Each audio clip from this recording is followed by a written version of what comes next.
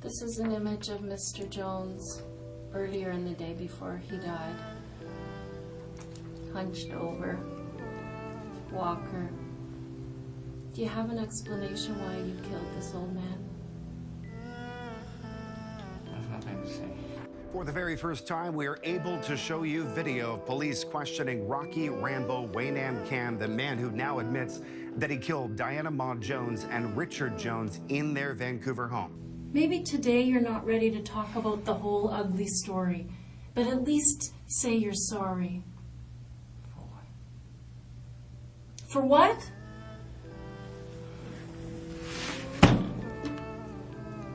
You're an animal. After the officer storms out and the room is empty, Cam speaks in Chinese, saying, "This is effing crazy. I didn't kill anyone. How can I be sorry? I can only be sorry if I killed someone." Fast forward to his first-degree murder trial, and Cam has admitted he killed the couple, but claimed on the witness stand that he believed he was playing a video game. His lawyers are arguing it wasn't premeditated, and Cam was unable to form the intent for murder. The case of Rocky Rambo has been covered on other channels, and very well so. But in this video, we're not going to focus so much on the crimes he committed. Instead, we're going to examine some of the footage from his initial interrogation and see if we can try to make any sense of the defense he tried to use, which was that he was suffering from a mental disorder and was operating in a so-called gaming consciousness fantasy when he took the lives of two innocent people. Before we get to the footage and our speculation about Rocky's personality, we should try to answer the question of what is gaming consciousness and is it even real? Another question we'll try to tackle along the way is, do we know if violent video games lead to violent behavior in the real world? The shortest answer to our first question is that gaming consciousness is the kind of defense an expensive legal team will formulate in a high-profile double homicide when the defendant is said to spend up to 90% of his daily life playing video games. It's just the obvious connection to try to make. The argument is that his sense-making apparatuses were operating on gaming logic rather than real-world logic, and his conscious mind somehow convinced itself he was inside of a video game, hence gaming consciousness. Is it real? Well, not quite. While the DSM-5 describes gaming addiction as a disorder, and internet gaming disorder is discussed, but pending further research, that's about all there is in terms of video game-specific disorders. However, there is a growing body of research and some novel ideas we'll explore a bit later in the video, especially around the idea that gaming addiction might be more of a coping mechanism than a standalone disorder. But first, let's get to know Rocky. So that's basically the legal side of it done. The time by my watch, like I said to you, it's 12:55, so it's 5 minutes before 1 in the afternoon. It's still November the 6th. 2017. I just switched that recorder off while you were in the room. So again, to explain, you're here in relation to police file 2017-199228, and for the benefit of my little recorder there, what's your date of birth, Rocky? 82. August 92. Yeah. Okay, and your full name, Rocky Rambo Waynam Cam. Yes. Yeah, you're laughing. Why are you laughing? I don't like that. Oh. You don't like all of the names or some of the names? Rocky Rambo. Do you know Rocky Rambo? Well, I know a Rocky Rambo, yeah. You look like Rocky Rambo, do you? Not much, no. Is that well, that's obviously the name that your parents gave you? Yeah. Yeah. Kiss, I mean. Huh? Kiss, I mean. Yeah. So, well. Oh, well, you know. Well, but everyone could... after they know my name, they could surely know me, like Rocky Rambo. Who? Oh, that guy. When you meet people, you mean? Yeah. Oh, Rocky Rambo. Oh, do you know Rocky Rambo? Oh, sure. Yeah, that guy, right? Yeah. Well, yeah. There's not. It's quite an unusual name.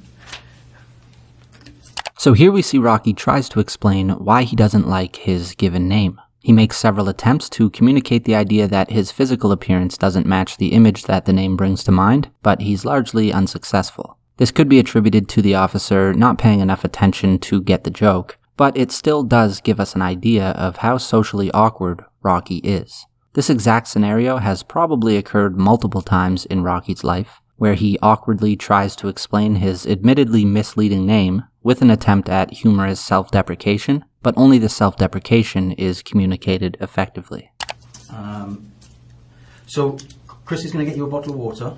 Okay. Did you want anything else? You said about a snack? Maybe I should go to the washroom. You want to go to the washroom? Yeah. Okay.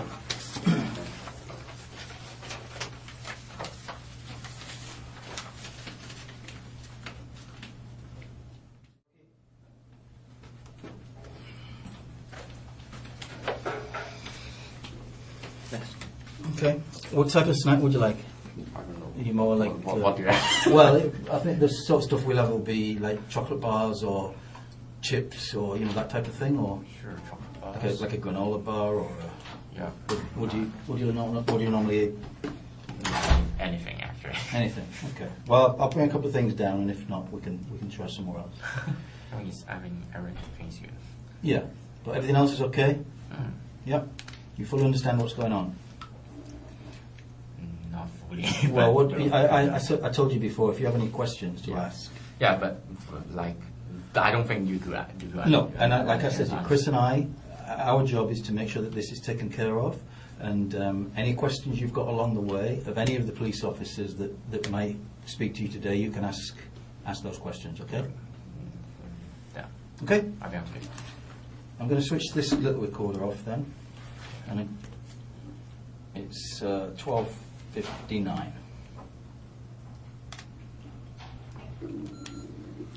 Okay. We maybe see you later on. Okay? Okay. Take care. So I'm really. No, you're just going to sit there, and somebody will come and speak with you and explain. Okay, thanks. Okay? See you. We'll go and grab some sort of snack or something for you, okay? Alright, thanks. Take care. Rocky now sits for nearly an hour wondering when his snacks are coming. They're not. Instead, what's coming for Rocky is an encounter with the final boss, for a lack of a better term, of Canadian-style interrogations. Sergeant Leah Terpsma could convince a 5-year-old to admit they stole a cookie from the cookie jar. Her interrogation style is very compassionate, warm, and understanding, but also stern, relentless, inquisitive, overbearing, and thorough. It's very motherly. She's a very good representation of the Canadian federal government. Here we see her enter, knowing Rocky's hungry, knowing he was offered snacks that never came, and her first tactic to build rapport is to offer some coffee, pretending she doesn't know about the whole snack fiasco. She wants him to ask for the food, and then she can be the one who finally delivers on a promise. It's a clever way to build trust. Hey there. How are you? Good. I'm Sergeant Leah Terpsma. It's good to meet you. How are you today? I guess you've had better days. Yeah, sure. Yeah, sure. Well, you're Rocky, are you? What should I call you? Is that the name you like? Rocky. Yeah, okay, I'll call you that. Call me Leah, of course. I've come in to talk to you about what's going on, because I'm sure you're wondering what's happening. And there's a lot happening, of course, in an investigation like this. Pretty often there's a lot of people that we need to talk to, and we need to clarify their involvement, if any, and move through some of these things. So let me ask you first off, we've got coffee en route, so how do you like your coffee?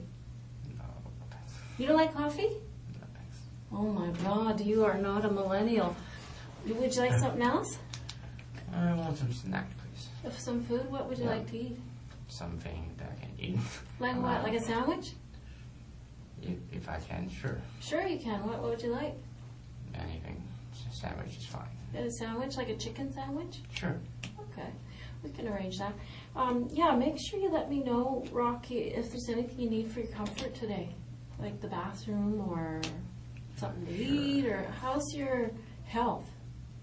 Do you need What do you mean? medication at all, or No. no? You're good. Good. Good.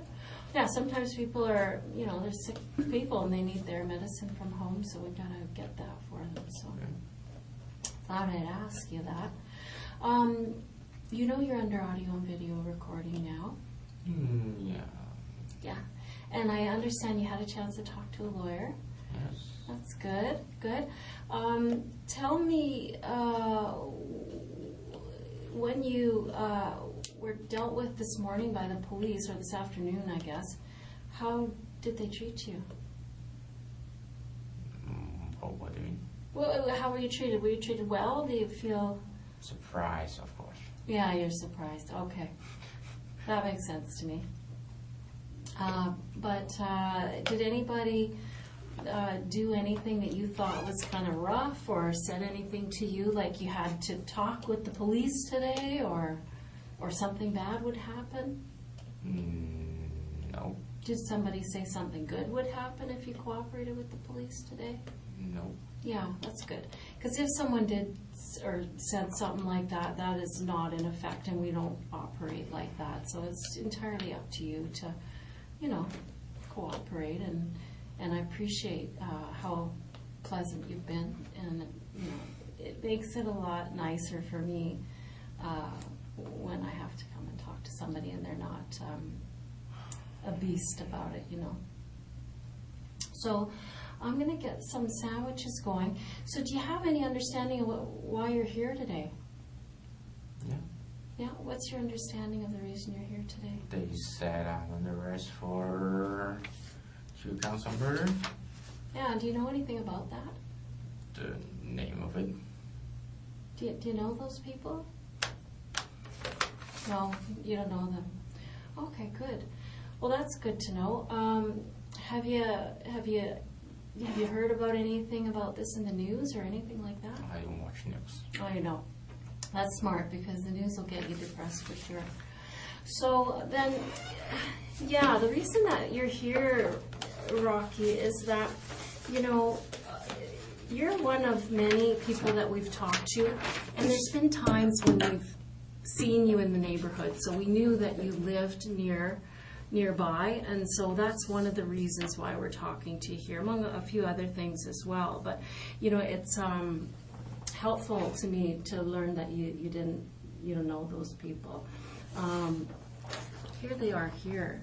Do you recognize those folks? I have nothing to say. Yeah, go ahead. I have nothing to say. Okay.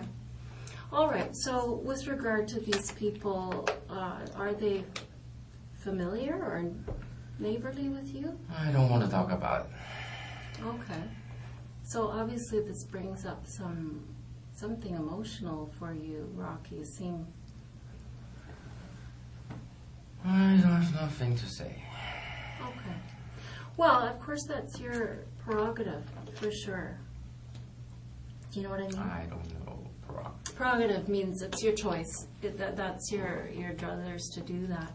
I just want to make sure that if there is something that you want to talk about, that I give you every opportunity to do that. You seem confused by all this, so yeah, I just wanted to make sure that we came in and gave you any opportunity. If you did know those people, then it might explain some of the, the video that we have in the neighborhood and stuff that, that you're there. Or maybe your friends are theirs, I don't know. Maybe you're upset because your friends are no longer with us, I don't know. But it's my duty to make sure that I give you an opportunity to talk about that if you want to. You know what I mean? Mm-hmm. Mm-hmm. So yeah, I mean, these things, you understand how police investigations work, I'm sure, and that you don't. Have you ever been arrested before, Rocky? No. No. Okay. Well, a lot of times they start out very, very broad, and we end up with a big net full of people, and slowly those investigations, they narrow and narrow and narrow, and it helps us to focus and find where we're headed next. So that's what we're doing here today, is just to find out what your involvement in this situation, if in fact you have any involvement in this situation. So if you know those people, it would be nice to hear an explanation for that. If you don't know them, that's fine too. I'd just like to know what your position is on that. What do you mean, position? Well, just about these people, like, I'm unclear. Like, I would like to clear that up. If you know them, then great. I would like to hear it. I have nothing to say. Okay. So from that, I'm kind of assuming that you don't know them. No. Okay. Well, thanks. Yeah, that's just basically what I wanted to know. The line, "I have nothing to say," accompanied by nervous laughter, is a staple of the 8 or so hours of footage, and using laughter as a coping mechanism indicates that Rocky is feeling some kind of emotion whenever the details of the case are brought up. Usually the strategy would be to keep pressing where it hurts, but it's still too early in the interrogation. She moves back to small talk, now with the lingering threat that if Rocky doesn't want to talk small, they can start to talk big again. This method of inducing stress and then relieving it is repeated several times throughout the opening stages, and one of the primary reasons for doing it this way is to emotionally exhaust Rocky before the later stages of the interrogation begin. So, is there anything that you need right now, Rocky? Savage. Yeah, okay. So those guys will get that for us right away, and they've got coffee on the route, but I know you don't want any coffee. So, Rocky, you're kind of new to BC, aren't you? Yeah. Yeah, what are you doing here? Finding jobs. Oh, okay. Somebody told me that, actually, Simon, who arrested you, he told me that you were saying that jobs were kind of hard to come by back in Alberta. What kind of work do you do? I know specific job that I know. At this point, I don't know. You don't know? You're still searching? I'm willing to do many things, but well, not much I can do. Normally what? Not much I can do. How come? Because I I was think Simon told me that you also had been educated in, was it economics? Yep. Yeah. So that's kind of an important job, isn't it? No. How come? What does that get you? What kind of job would that mean? Like accounting, or what would that be?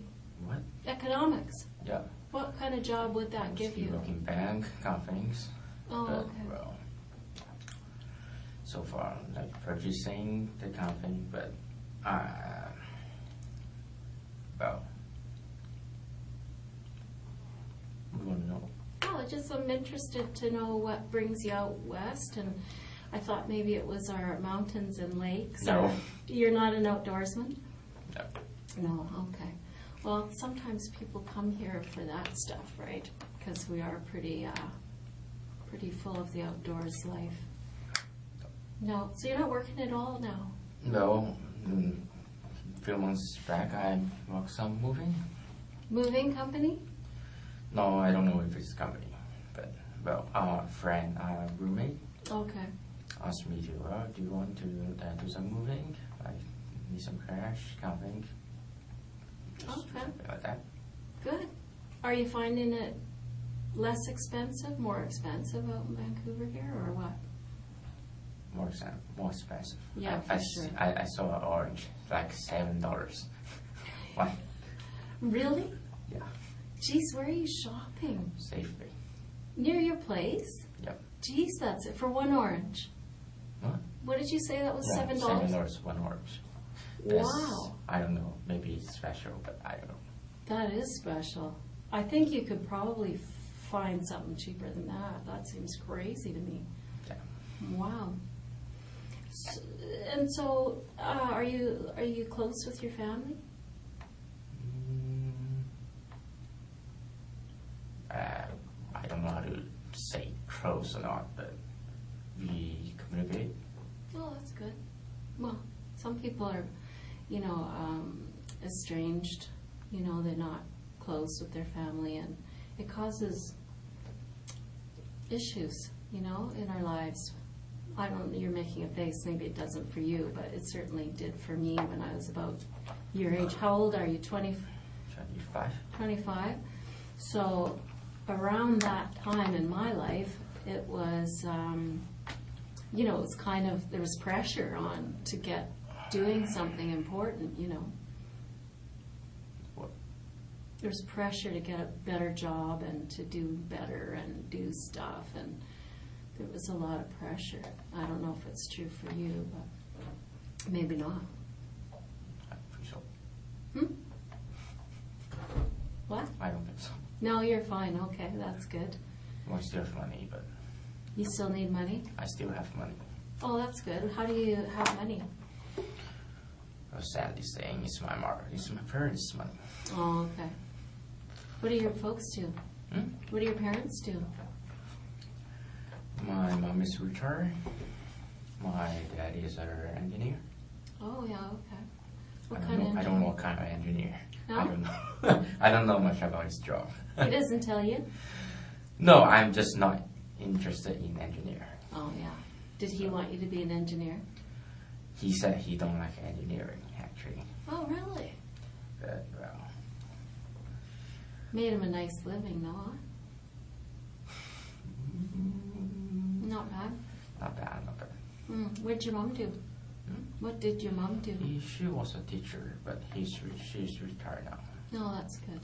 While building rapport and inducing emotional exhaustion are two goals of these opening stages, a third goal is to identify any possible aspect of the suspect's life that could indicate a motive, or that could be used later when the pressure is turned up. For example, it's determined throughout the course of the interrogation that Rocky's relationship with his mother is somewhat strained, and it's later suggested that a possible motive for the crime could be that Diana Ma Jones, the woman who he murdered, reminded him of his mother, since they're both of Asian descent, and maybe it could be argued that they look somewhat similar. Ultimately, this angle was abandoned by the Canadian Crown prosecutors, possibly due to fears it would be perceived as racist by most Canadians. And they still live in Calgary, don't they? No, they are in Hong Kong. Oh, really? How much time have you spent in Hong Kong? Do you mean, like, am I going back home or what? No, I just wondered how much time in your life, because I know you were born there and then you came here. I go and- there. I've been there since I lived there after high school. You lived there after high school? Or you left there after high school? I left there. What was the difference? I'm not good at English. Well, that sounds okay to me. So let me clarify then. You came to Canada after high school? Oh. Okay. So, what's your other language?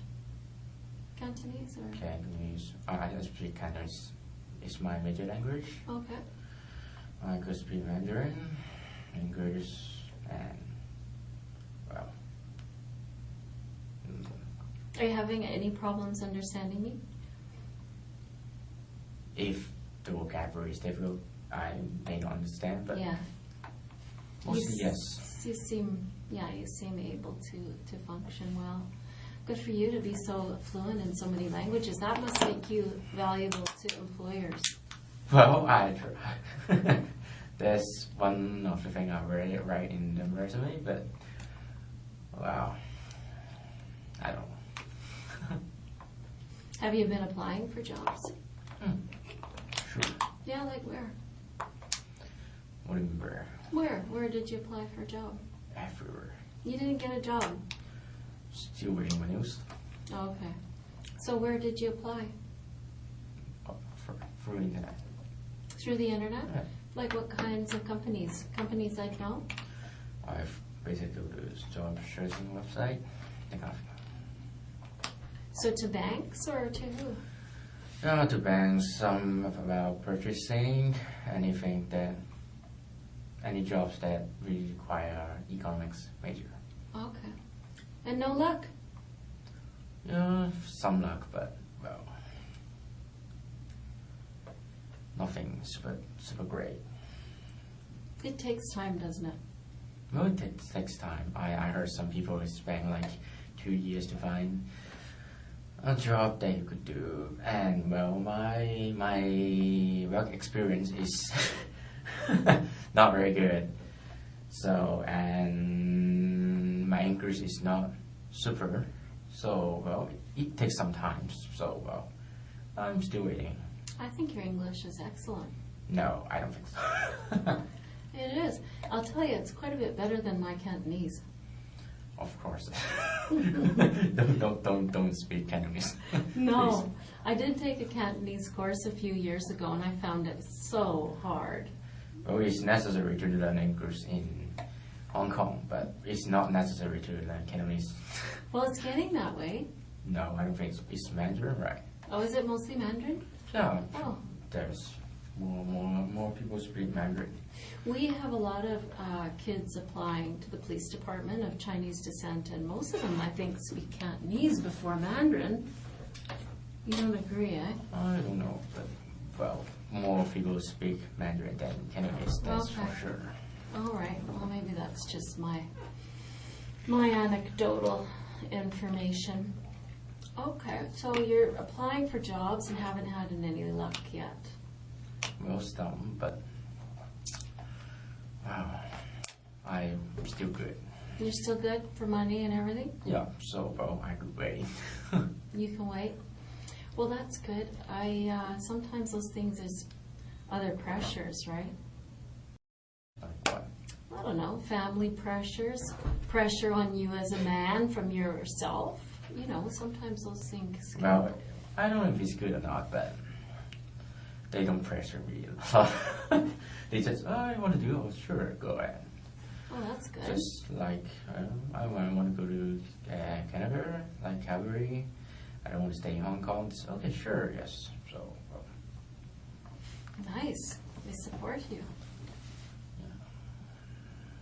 How are things in Hong Kong? Did you live with your parents? yeah, sure. Sure. And how was that? What am I house then? How was it? Was it okay? Because sometimes... It's not bad, but, well, I'm... Let's see. Turkey. Turkey? Warm. Warm, thank you. Are there napkins in here, Marcus? If not, I'll find some. Yeah, I need some. Okay. Thanks, Bob.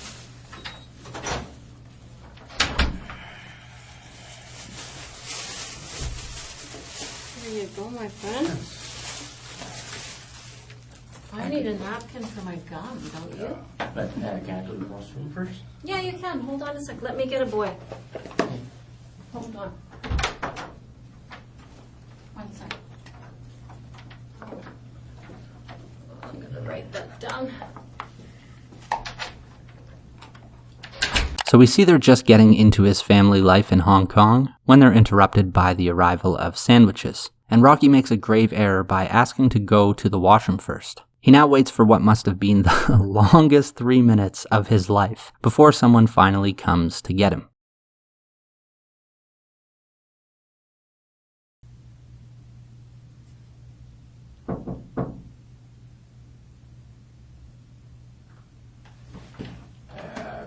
What?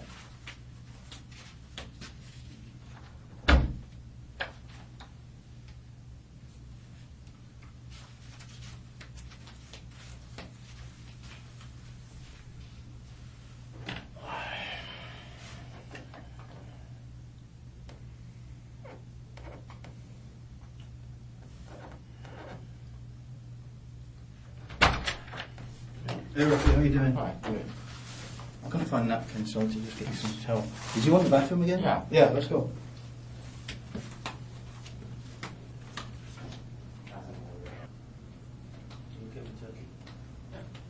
Thank you. All right, no problem. See you later. Cheers.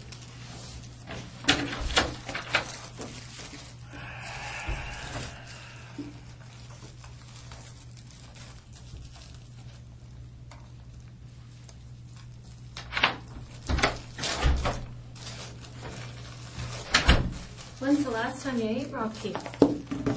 Breakfast? Breakfast? Yeah. Oh, geez. Like 8 o'clock? 8 o'clock? That's not bad.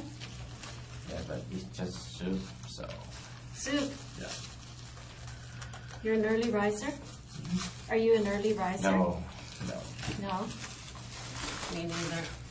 The sandwiches add a lot of auditory chaos to the room, so we're going to skip through the rest of the opening stages. But there's an important clip we can't skip because it really sheds some light on Rocky's gaming addiction. Sergeant Terpsma asks if Rocky has any questions for her, and we see him beat around the bush for nearly 7 whole minutes before he finally reveals that he's just itching to play video games. You can tell he's really making her drag it out of him with the classic, "Yeah, I have something to say, but never mind, it's not important."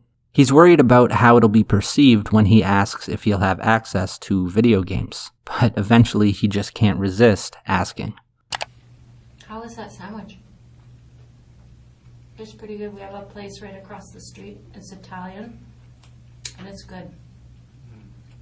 I don't like the sauce, but not bad.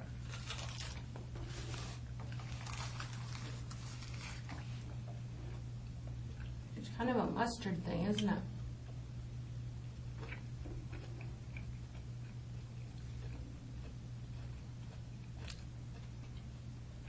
I'm okay with it. It's good.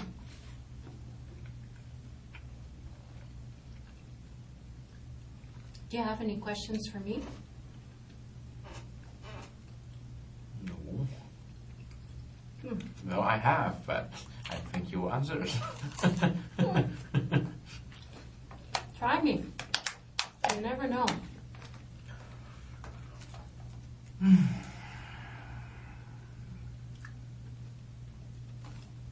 Well, I will not ask. Ask and you may receive.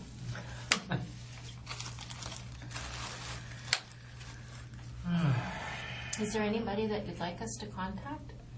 Let them know where you are? No.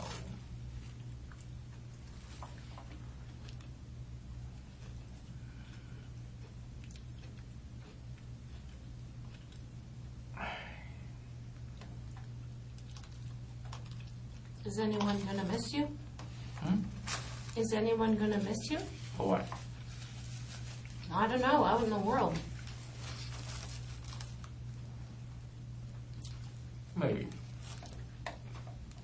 Do you have a woman on the go or a No. partner on the go? No. Why did you laugh at that? What? When I suggested if you had a partner, why did you laugh? Because I don't have one.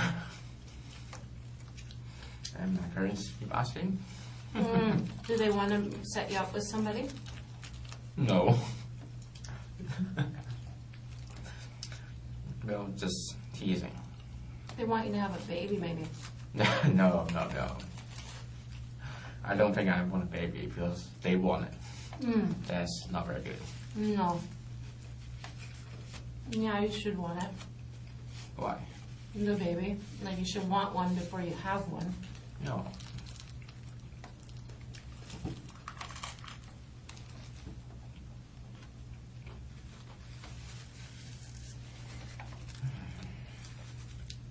So if you reconsider that question What? you have for me, don't be shy about it. If there's something I can answer, I'll do that for you right away. If I don't know the answer, I'll get it for you.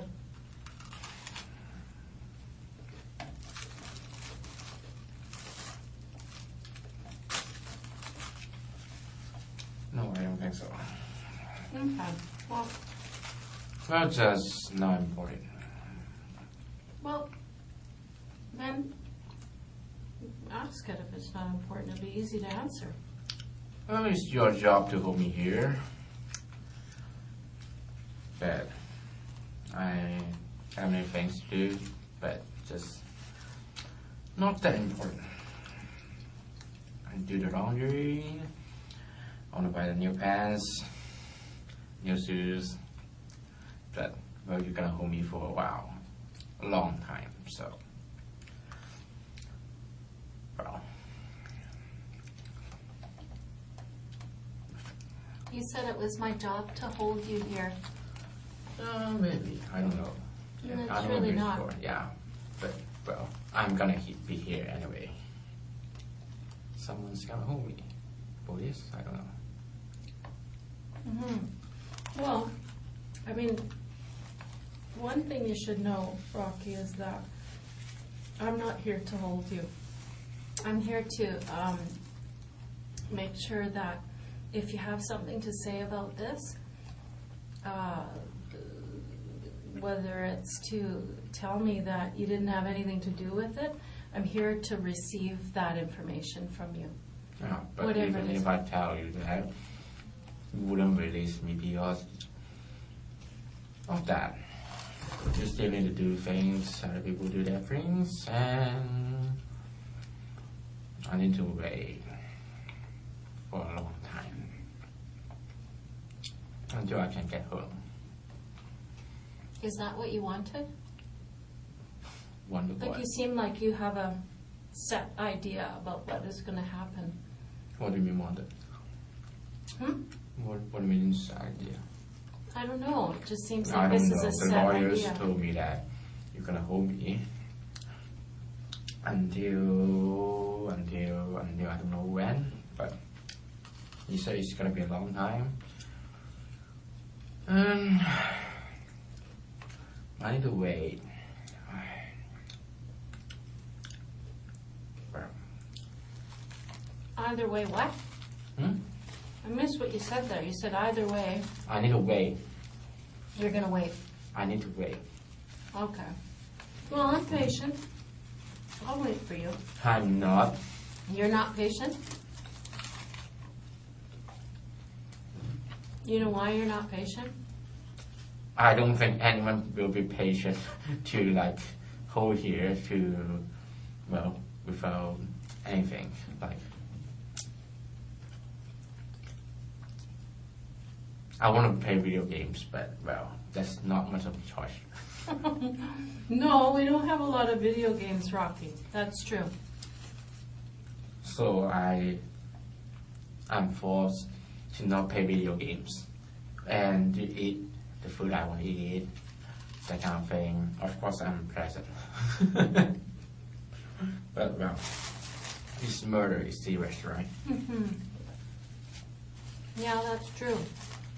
That is one of the downsides, is that your options kind of get limited on what you get to do with your spare time. So we've established Rocky's addiction to video games. We'll fast forward now to a time when the sandwiches are gone and the second phase of the interrogation begins. But first we'll take a closer look at the suspect.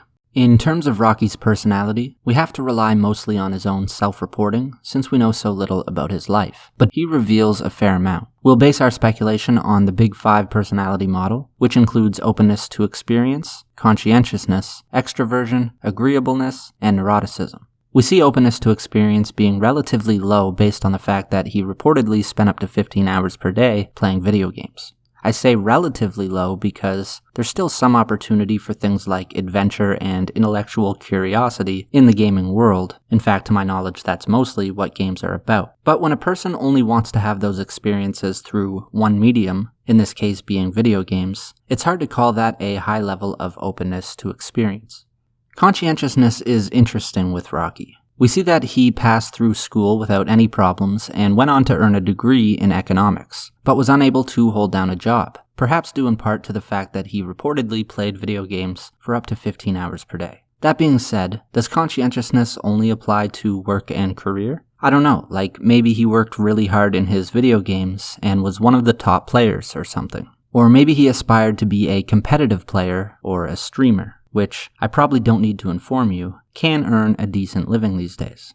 And while conscientiousness is often characterized by orderliness and a hard work ethic in the real world, at the extreme high end of conscientiousness we see a tendency to become obsessive or compulsive in regard to completing a task on time or as perfectly as possible, or both. It could be that, since Rocky's financial situation was already covered by his parents, he simply became obsessive in pursuit of becoming the best video gamer he could. Something has to explain how he, in his own words at least, easily obtained a degree in economics from a Canadian college, while having imperfect English skills, and playing copious amounts of video games. I don't think it's so easy to claim that Rocky is low in conscientiousness. Extroversion is pretty obviously low, again due to the fact, never mind, you get it. He spent a lot of time inside alone. However, when he first arrived in Vancouver, he said he was staying at a hostel while looking for an apartment. I'm not sure what you know about hostels, but they're not exactly a place you'd go looking for introverts. Though it's likely he was there out of necessity, as it's not easy to find a place to live in Vancouver. He also mentions during the interview a time he recently went to a strip club, and he talks about having a lot of friends online. But we know he's socially awkward, he laughs when the detective asks if he has a girlfriend, and he's comfortable being alone for extended periods of time, so pretty introverted. There's not much at all we can say about agreeableness. He's polite and accommodating during the video, but also argumentative at times. Obviously, his crimes indicate a person with low empathy and no consideration for others, but ultimately, the only footage we have is of him being expertly interrogated regarding 2 homicides that he knows he committed. So we wouldn't exactly call that a baseline emotional state, and we wouldn't expect his behavior to be anywhere near typical. We'd be somewhat mistaken if we tried to draw any concrete conclusions about agreeableness based on this footage alone. Neuroticism as well is a trait we just don't have enough information to speculate about, but we do know that he is self-conscious and socially awkward, and he was diagnosed with clinical depression over the course of this case, so low neuroticism isn't much of a possibility. But we also see that he's able to withstand the psychological pressure of this interrogation, and he displays a level of emotional stability which, under different circumstances, I might call impressive. It's just not clear exactly how his mind works. How are you doing? Okay. Yeah, you okay? Alright. Would you like water? Thanks. Yeah, you're welcome. How are you doing? Not bad, not bad. Yeah, good. Of course it's boring. It's But- boring? Of course it is. Oh, you hurt my feelings. I don't think you're boring. Why? Oh, because I think you're interesting. No. Yeah, It's totally boring. I guess it's all a matter of perspective. Earlier when I was talking to you, Rocky, I said, I thought that you were kind of being hard on yourself. And you just did it again. Why? You just said you were boring. Locking this room. Oh, you're bored. Yeah, I'm bored. Sorry. Bored. Okay, Sorry. that's different. That's No. my fault. Sorry. No, that's not anybody's fault. It's just one of those things. It's good to talk things through, right? Yeah, it's important that we spend time to clarify what we mean and what our issues are, because sometimes when I do these things, I have a certain idea in my head about what the problem is or what the complication is, and sometimes I'm wrong. When I talk to the person, they tell me what the issues are, I think, oh, I was off on that. I needed to clarify that. So that's something you and me, we need to do over certain issues, right? If you have a question, make sure you ask, and I'll do my best to answer the question for you. Okay? Mm-hmm. Is there anything you need? No. It's gonna take long. Yeah, I think so. I'll take a bath. Go to the bathroom. Bathroom? Hold on, let me get a boy.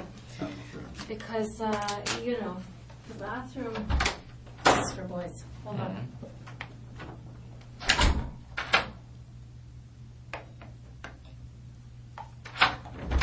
I'll be right here. Won't be very long. Okay. Yeah, make sure you just shout if you find you need something, Rocky, because I don't want to leave you waiting or needing anything. Yeah, I'm hoping that they'll get us some more coffee too. Not us, me. I know you don't drink coffee. You never drink coffee? I try, but if I want to wake, I drink coffee. But most of the time, it just didn't work. What about alcohol? Do you ever drink alcohol? No, I don't drink alcohol.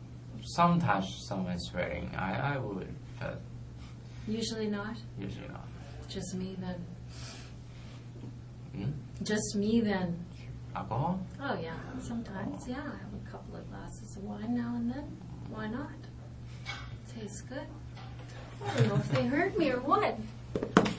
Let me go. I could wait. I know I need to wait, so I don't want to Tell me make you wait though, boss. Hold on.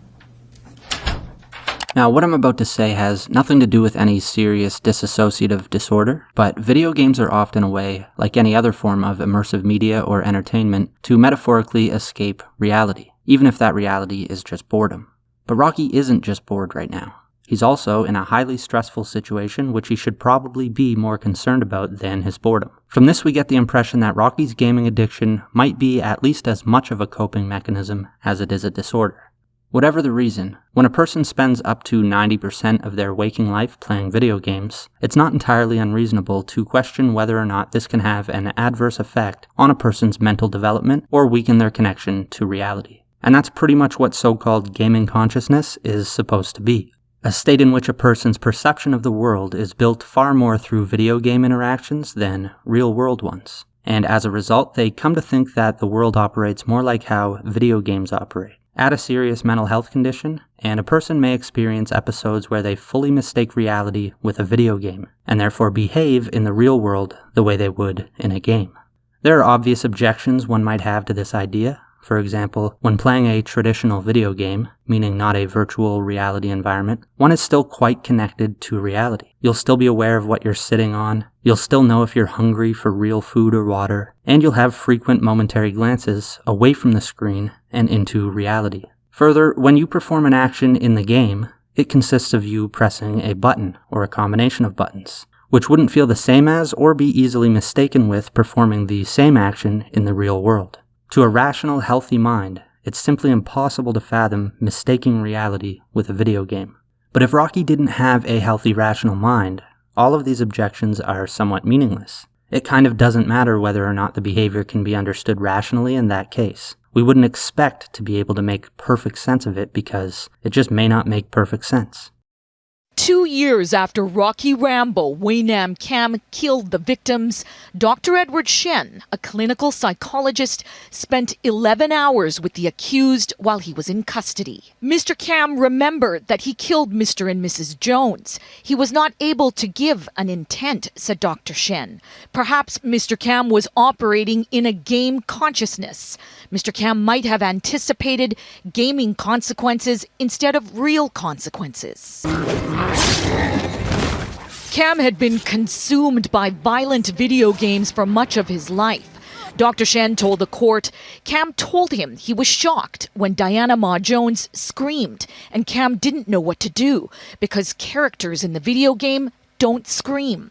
Another example, Dr. Shen said Cam couldn't explain why he stabbed Richard Jones over 100 times.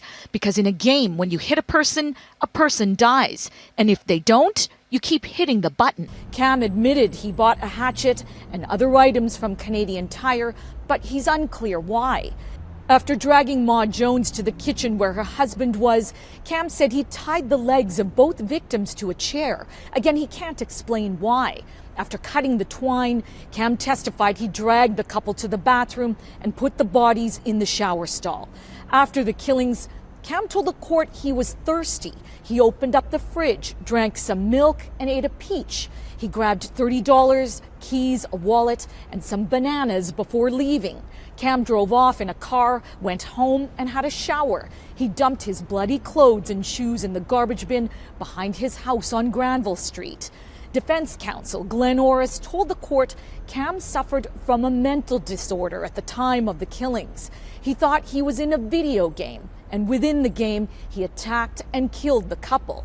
Defense says Cam has no prior history of violence.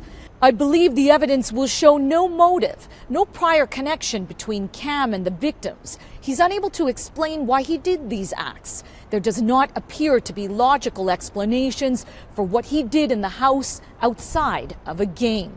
So we see that on the question of Rocky's mental health, everyone is pretty much in the same boat. It appears Dr. Shen wasn't able to extract much more information than Sergeant Leah Terpsma was, which gives us very little to go on in terms of understanding Rocky's mind or even his motive.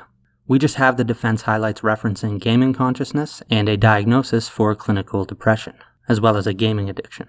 The idea is that Rocky used video games and comics to fuel intense fantasies in order to cope with his depression. And in the process, he began to identify with the characters in the games and comics because he didn't like himself as a character. And one of these fantasies bled into reality, at which point he acted the way his character would act in the game.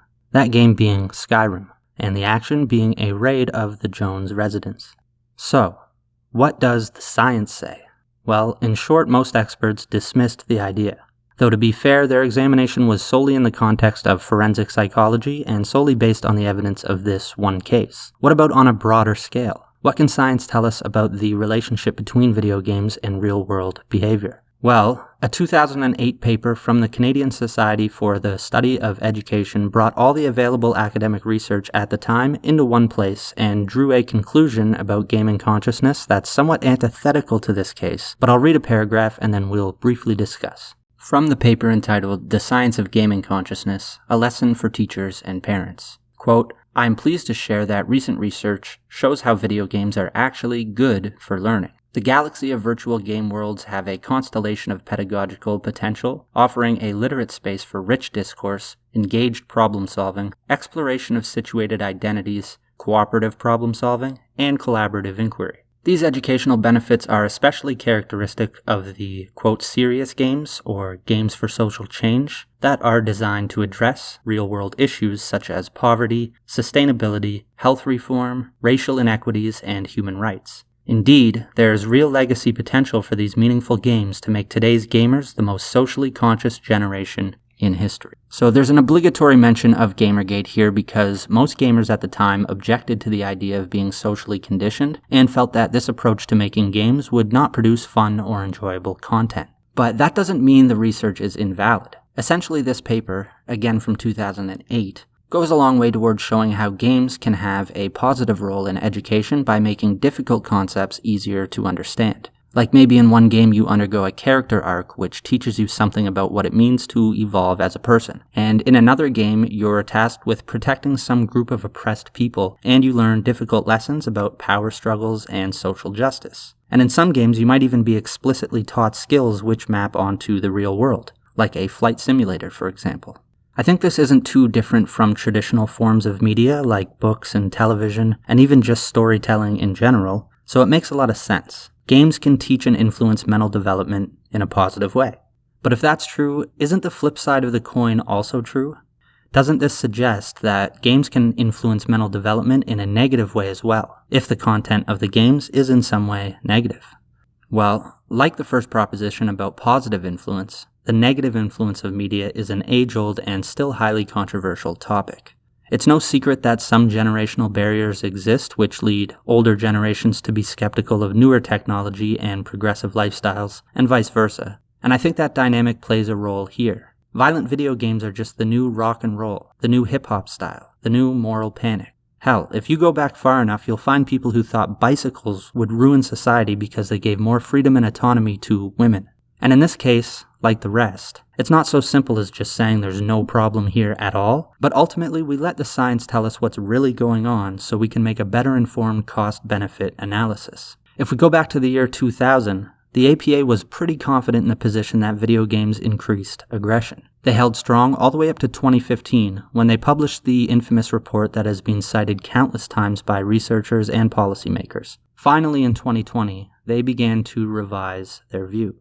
Quote, attributing violence to video gaming is not scientifically sound and draws attention away from other factors. They're still not saying violent video games are particularly healthy, but they issued this caution in light of emerging research and to warn against oversimplifying a complex issue. It's now their view that there is a small, reliable association between video games and aggressive outcomes, such as yelling and pushing. However, these research findings are difficult to extend to more violent outcomes, so not relevant to Rocky's case. The Association for Psychological Science published an incredibly exhaustive research article on the topic in August of 2020 as well. It's behind a paywall, so you might not be able to access it, but I'll just read a brief section of the abstract to give you an idea. Quote, the current analysis revealed negligible relationships between violent video games and aggressive or prosocial behavior, small relationships with aggressive affect and cognitions, and stronger relationships with desensitization. However, effect sizes appeared to be elevated because of non-best practices and researcher expectancy effects, particularly for experimental studies. It's concluded that evidence warrants a more cautious interpretation of the effects of violent video games on aggression than provided by the APA technical report or resolution statement. So they're still not even satisfied with the most recent revision of the APA's view. And if you really dig into this research, you can find that it's pretty nuanced and we really don't know exactly what's going on. So, as the DSM-5 correctly stated, there's still just more research needed to be done.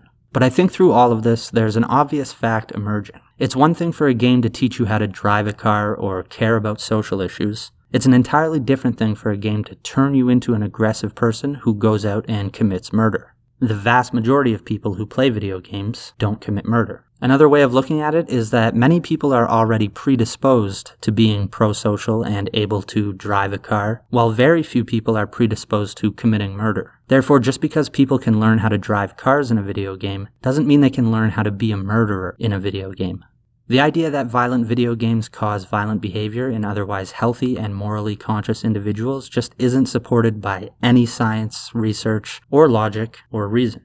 And in Rocky's case, virtually all of the skills he might have learned which could have helped him commit murder more effectively weren't present, such as covering his tracks and disposing of evidence. I mean, he literally got caught because he left the murder weapon on the front yard with a barcode on it, leading the police right to the footage of him buying it. The only observation I'd add here is that perhaps Rocky was able to resist the interrogation because he viewed his interaction with the detective as he would view it in a video game, knowing the only play he has against this final boss, so to speak, is to not reveal any information that helps her, which he is largely successful in doing.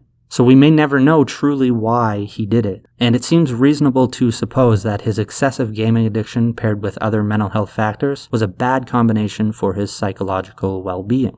But the case just can't be made that violent video games were solely responsible for his behavior. Now I leave you with Sergeant Leah Terpsma in her final attempt to extract something, anything of value, from this interrogation.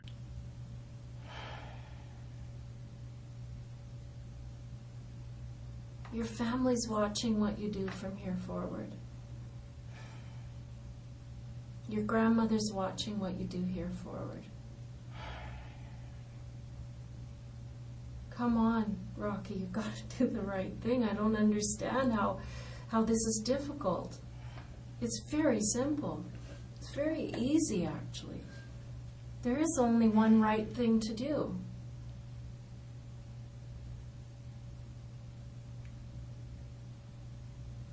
I have nothing to say.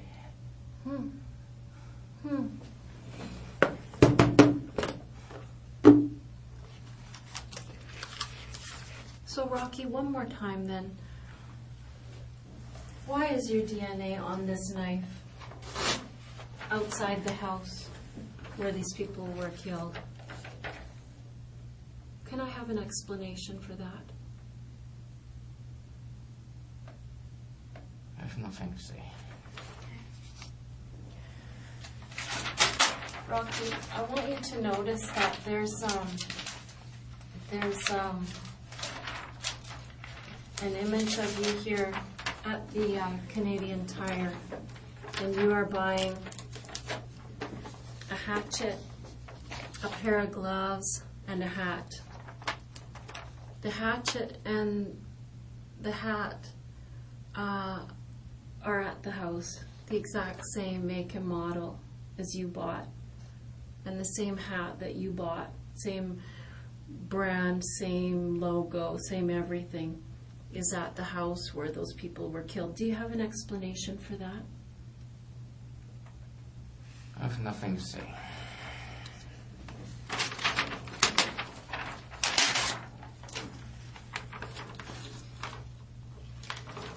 This is the very hat rack where you chose that hat from, where you tried it on.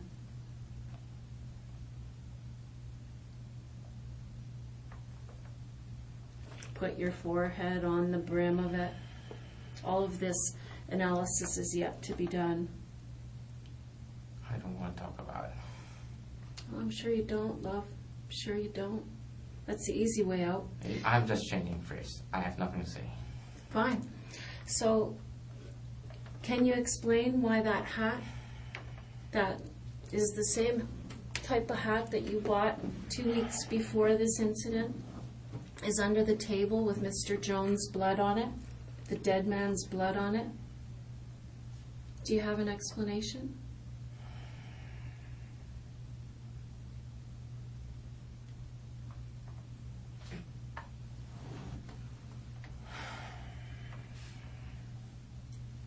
Do you have an explanation for this, Rocky?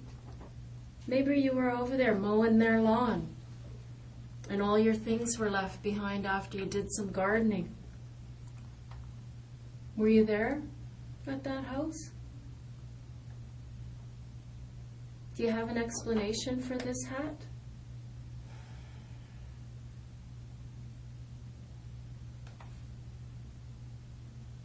Rocky, do you have an explanation for the hat?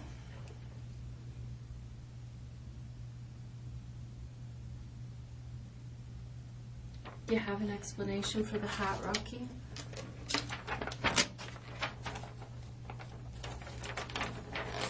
It was found under the kitchen table with Mr. Jones' blood on it.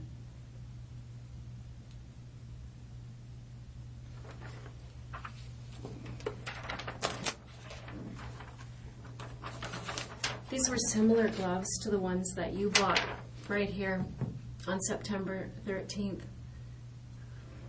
These little rubber knobs on these gloves left patterns on the wall in blood. Do you have any explanation for that, Rocky? No? You're good? Nothing to say? Okay.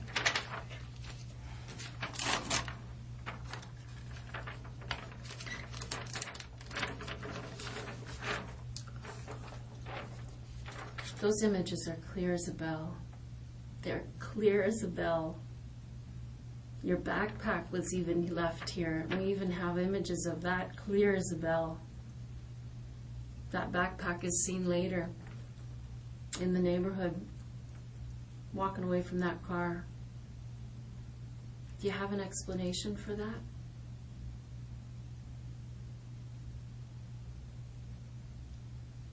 If you have one, it'd be nice to hear it now.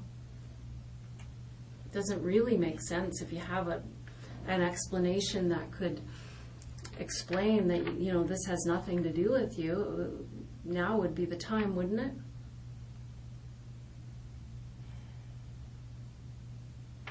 No?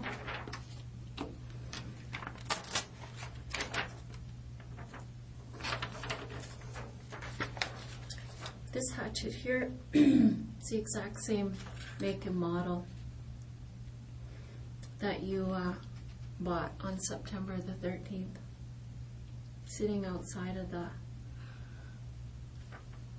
residence, blood all over it. Do you have any explanation for that, Rocky?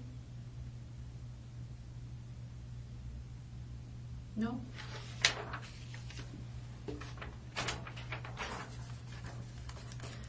This is your receipt.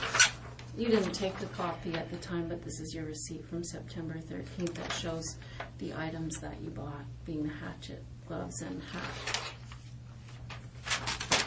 Thank you. Hold on.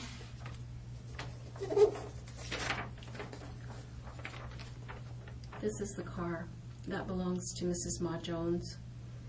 This is the car that was driven around the neighborhood and rifled through, and then the headlights came on. Just lit everything up beautifully for our video camera. Do you have any explanation for why your image might be on that video?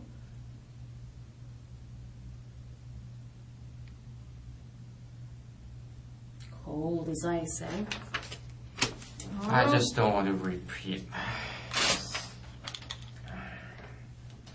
I'm not going to say. I'm not going to say.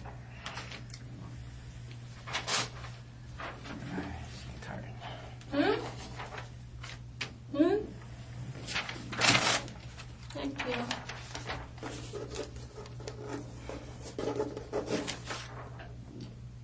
This is an image of Mr. Jones earlier in the day before he died. Hunched over, walker. Do you have an explanation why you killed this old man? I have nothing to say.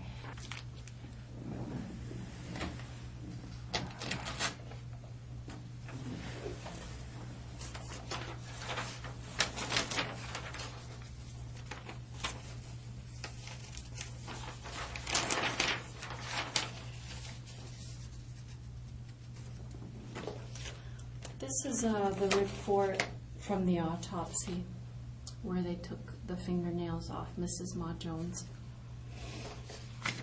Is there any reasonable explanation for why Mrs. Ma Jones would have your DNA under her fingernails? Is there any reason why that would happen? Are you lovers?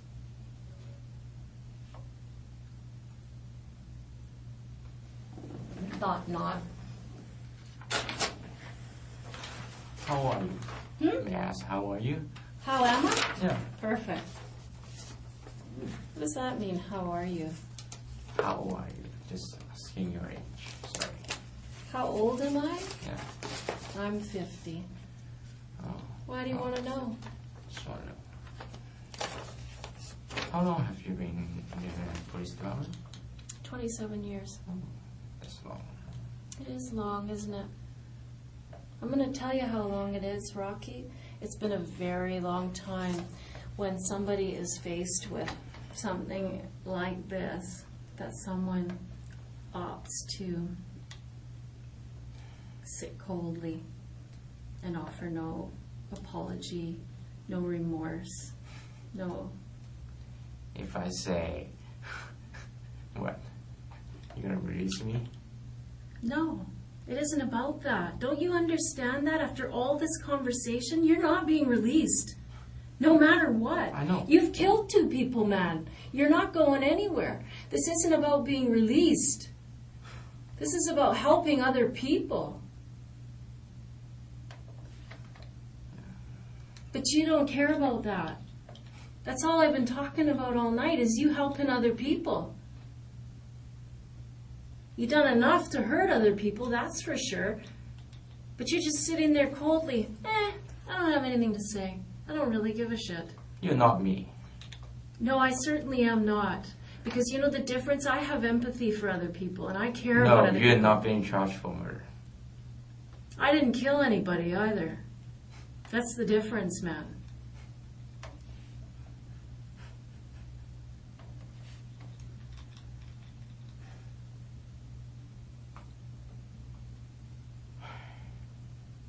How you sit there coldly, I don't understand it, because it doesn't seem to be the person that your brother describes.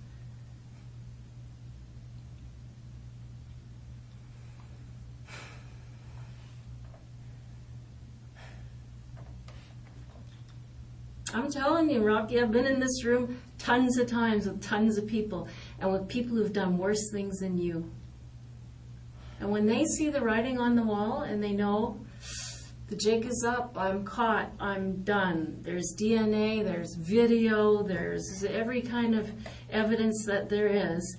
They finally do the right thing. They always do the right thing, almost without exception. You, sir, are an exception. In the face of all of this, you're choosing to stay back, not help anybody. And you sit there and you pretend I don't understand something, but you won't tell me what it is I don't understand. So that's kind of passive-aggressive or something. I don't really understand what you're doing. Playing games is what I think.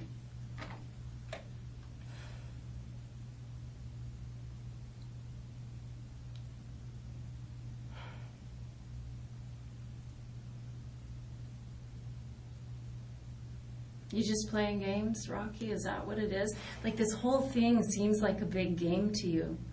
You're laughing all the way through the interview here in the face of incredible amounts of gore and harm that you've caused. And you don't even seem to take it seriously. You're just giggling away there. Because that's not laughing. Oh, I don't know what it is. You're sure not explaining it. We're just left with what we see. And it's not an empathetic person. Yeah. It's not normal for you to be so cold. I don't get it. What do you want to do? I want you to tell me the truth, Rocky. That's all. It's easy. It's simple. It makes sense.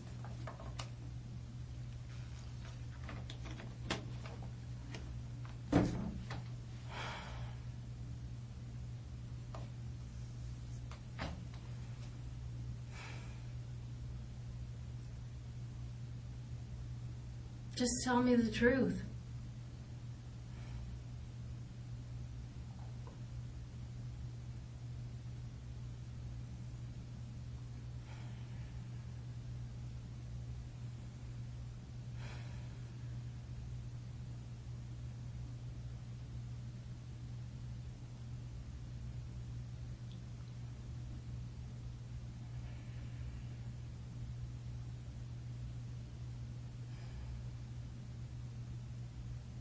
Do you regret it?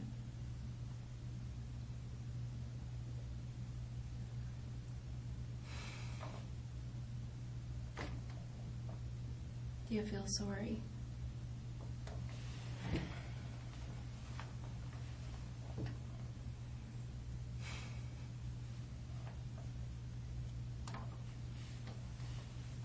No? You don't regret it? You don't feel sorry? It's so simple to give people that amount of comfort, that little tiny step.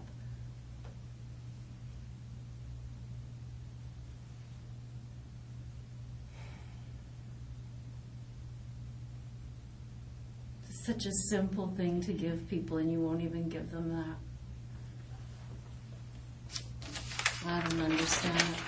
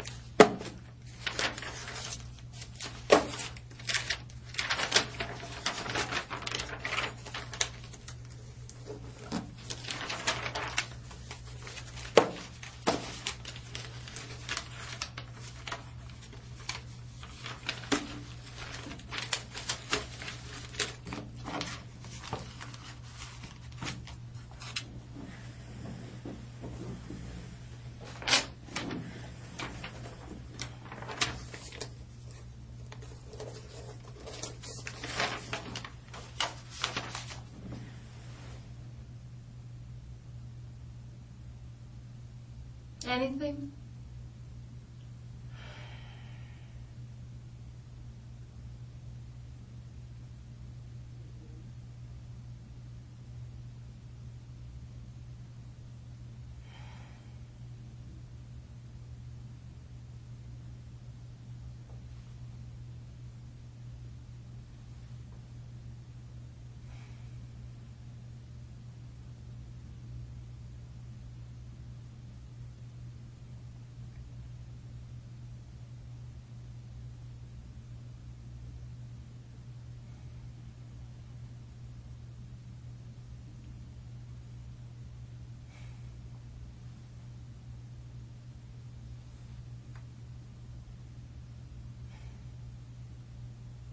This is your chance. What do you want to say?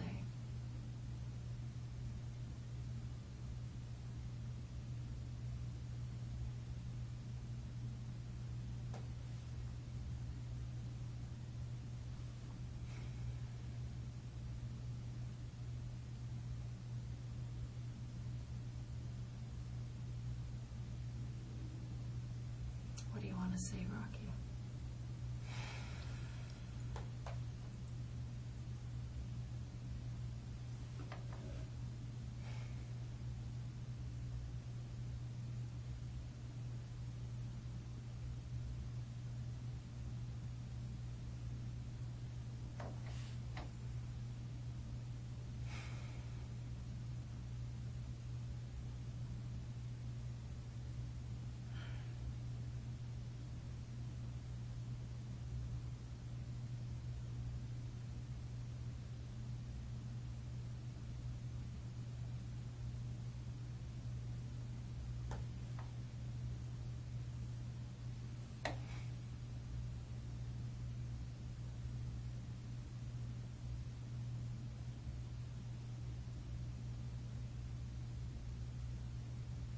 Tell me what you want to say. I can see that you're feeling something.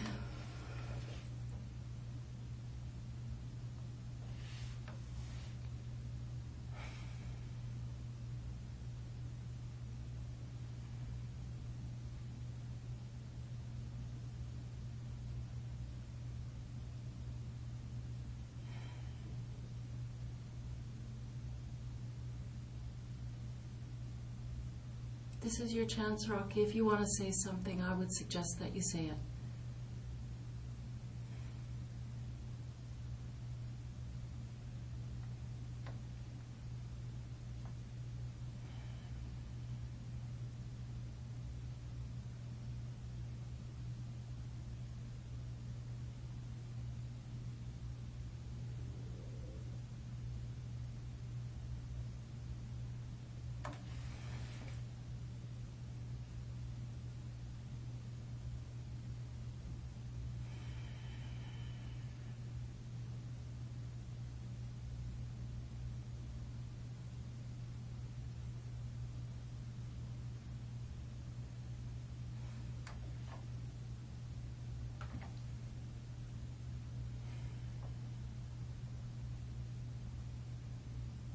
What is it?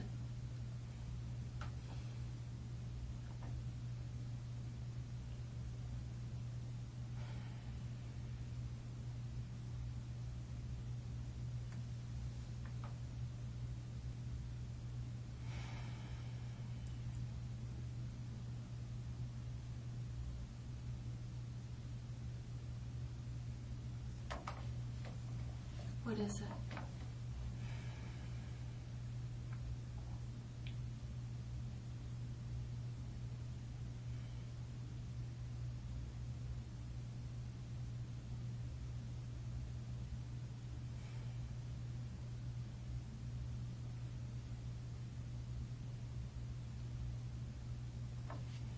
What do you want to say about this, Rocky?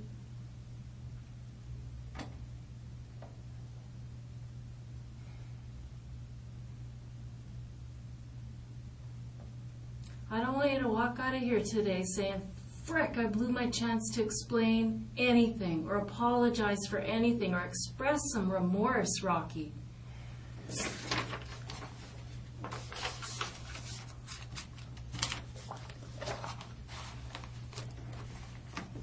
What do you want to say about this, Rocky?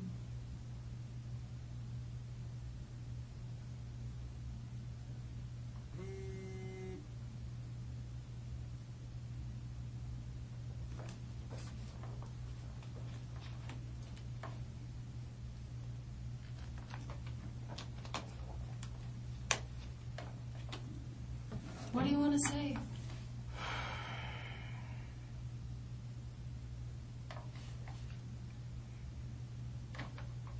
You know, Rocky, I can sit there and I can feel that you are feeling something. I can see that you're emotional. Why aren't you taking this chance to at least express remorse? Maybe today you're not ready to talk about the whole ugly story, but at least say you're sorry. For what?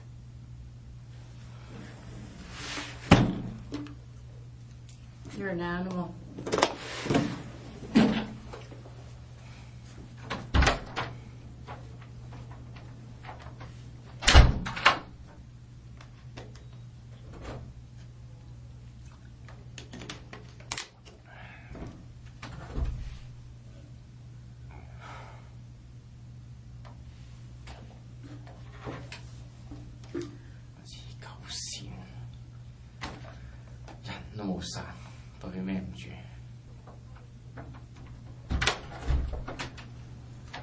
Rocky, so, Lawrence.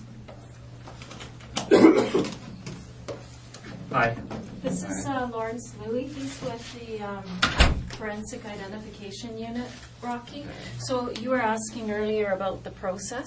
So what's going to happen now is that they're going to take some photographs of some of the marks on your body, and they're going to take your clothing and document all of that before they send you to jail. Okay, so they're going to do that across the room where there's no audio or video recording so that you can have some privacy there. But you will be under audio recording over there. Do I have the right to regret? No. No, we're gathering evidence and you're under arrest for murder ×2. So no, you don't have a lot of leeway at this time, that's for sure. Okay? Are we all set to go over? Come on, Rocky. Okay, Rex. Just put them back you guys if you can. Before change that, them. You can I got go it. to the washroom? You can't go to the washroom beforehand. Yep. Okay. Rocky, whose shoes are those you're wearing? Mine. Abby's just going to use the washroom for a second.